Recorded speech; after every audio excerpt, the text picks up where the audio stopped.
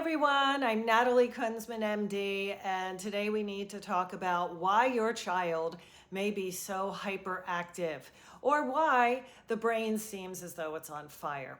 And this will boil down to something we call neuro excitotoxicity, or some of the chemicals and compounds we'll talk about are neuroexcitotoxins. So this means that these compounds can excite or make the nerves themselves excitotoxic to the point they cannot quiet down and they burn themselves out and absolutely fatigue. One of the biggest ones we were discussing the other day in the workplace is sugar. Sugar is not really necessary for our survival, and where the human brain is concerned, it can actually stimulate a lot of dopamine release, and dopamine is one of those reward chemicals and pleasure centers that gets stimulated rather than getting satisfied. So the more sugar you have, the more sugar you want. And where it comes in the excitotoxic realm is it blocks GABA, and GABA is our quieting hormone that gets released at the synapse or at the brain or at the nerve ending. So sugar can behave as a neuroexcitotoxin. There are many other of these chemicals within our environment and within our food. And of course, when we are dealing in functional medicine, getting to the root cause, we go down to the diet as the foundational piece to investigate long before we start investigating other issues. Okay, so one of the biggest of these neuroexcitotoxins is actually aspartame. And sadly, aspartame has 3 chemicals in it that can actually cause their trouble. 3 chemicals implicated in aspartame include aspartic acid, phenylalanine, and methanol. So you can see how one chemical found in a lot of sugar-free drinks can wreak so much havoc in the brain. And don't forget, a child's composition is different than an adult's composition, such that their fat, water, and protein ratios are different. And when most excitotoxins prefer or store in fatty tissue, we are much more susceptible as an infant or a toddler or as a youngster than we are as an adult. So this is why children are so affected. Another excitotoxin is something that is called diacetyl. Now, diacetyl, very insidiously, is found in some natural flavorings. And one of the biggest ones, believe it or not, is in our fake butter with our popcorn.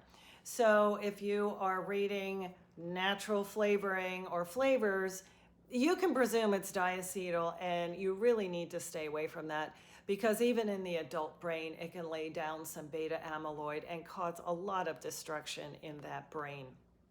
So we need to avoid that. Another one of the stimulating or hyperstimulating or excitotoxic chemicals is MSG. Now, monosodium glutamate is in a lot of our canned and preserved foods, and it has a salty flavoring. And it certainly has been used mostly as a preservative, flavoring, or a food enhancer with some of our spices. So we certainly need to avoid that. A lot of parents come to me suspecting some of the heavy metals, and 2 of the bigger heavy metals that can cause a lot of brain damage is lead and mercury, but don't forget some of the arsenic, which is found in some of our soils. And where the mercury comes to play is a lot of our fishes that have a longer half-life are collecting a lot of this mercury. And don't forget, it likes to store in fatty tissue, so it will store in the the fatty fish oil component of the fish.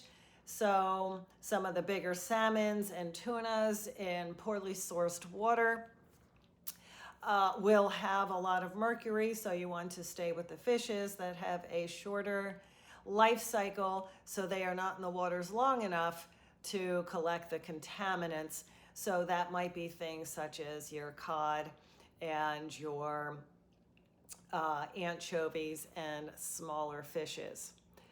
Okay, the other thing we're going to need to consider are some of the food dyes. There is no sense and no need for any food colorings in our foods.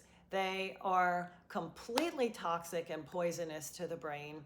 And some children will notice that immediately. Some children will notice it over a prolonged period of time after the exposure.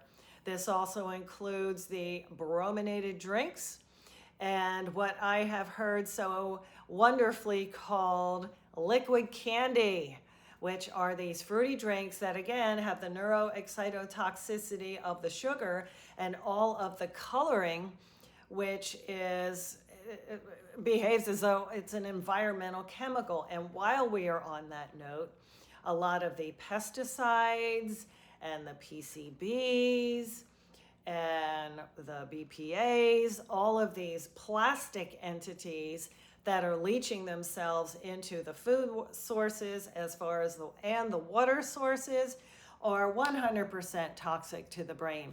These need to be avoided. We need to go organic. We need to cook our food. And while we're talking about cooked food, be careful of the cookware, because this is where some of yet the other neuroexcitotoxins lurk, and that is the aluminum moieties that can leach into our foods. Absolutely can deposit into the fatty tissue and cause trouble. Okay, so we've had a lot of these chemicals that you start scratching your head and say, wait a minute, maybe these colored fruit juices and these candies and these boxed items with Doritos and Cheez-Its and powders and chemicals, maybe this is what is contributing to my son or daughter's problems. There is a whole arena where we could talk about some of the underlying illnesses that can trigger a brain to be on fire, but that is a topic for another day. But I wanted to say one more thing. Not only chemistry, but we also have energy pollution that is getting into the brain's firing and capability to release GABA and quiet down glutamate, and that's EMF. EMF is all of these electromagnetic frequencies that are bombarding our children on a chronic, consistent, daily basis. Obviously, that includes the cell phones, the iPads, the computers, but also living in the Wi-Fi loops themselves, living in electrical power lines. I often say we had 3G, advanced to 4G, and now we have 5G technology, but all of those are compounding on each other and not replacing the other. So think of that electromagnetic grid in the environment and in your home that is hitting the child's wiring and hardwiring and brain, let alone pineal gland. And it is any wonder why these children cannot fall asleep and recharge in the nighttime. Okay, so I hope this has given you a general overview that what children are ingesting and what we are living around here in America is actually causing some of this hyperactivity. And maybe they weren't born with it, and maybe it's not a genetic thing, and maybe they don't need medication. In functional medicine, medication typically is a last resort. We can fix a lot of things by just altering their daily lifestyle management. Okay, folks, I'm Natalie Kunsman, MD. You can now find me and consult me and be treated by me at nataliekunsmanmd.com. If you like this channel, subscribe, hit the like button, and until we meet again, be well.